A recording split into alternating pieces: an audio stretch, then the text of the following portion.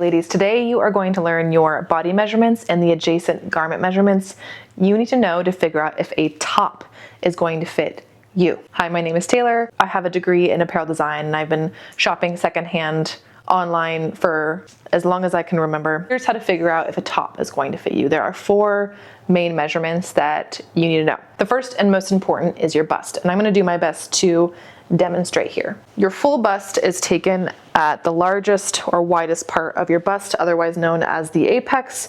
In simple terms, is at your nipple. Straight across as well as you can. What's really important when taking your circumference measurements, your bust, your waist, your hip, is you're taking them and you're breathing. If you breathe and your tape measurement is stretching or constricting you, that's not your measurement. You need to make sure that you're breathing because no one wants to get a garment that you can't breathe in. Second measurement is your waist measurement. Same deal here. You want to make sure that you're breathing. A lot of people have asked me like, hey, my body doesn't really follow the smallest part of your waist standard. Like, where would I measure?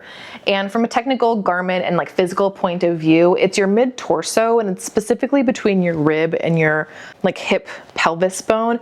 And an easy way to find it is just by like hinging your body to the side and finding that kind of like pressure point, crease point. That is your waist measurement. My waist is about a 35 right now. The next measurement that you want to know, especially if you're looking for something more tailored, is your shoulder measurement. This is most accurately measured by somebody else, but if you're riding solo like me, I will demonstrate. Take your measuring tape and find your shoulder point here to shoulder point here, flat across your back, and make sure you can kind of round and move your shoulders without there being too much tension. Like hinge your, arm up, and there's about a crease here. You'll find like a bony point. The next measurement that's often listed is the length, and for a top, it's where the shoulder seam meets the neckline right at the center here, and however long the top is. Those are the measurements. How they apply to a garment. Let's start with the bust. Secondhand sellers lay a garment flat and measure the circumference on a flat. And where the bust is taken is from this pit seam to this pit seam flat on a table. So they'll lay it down,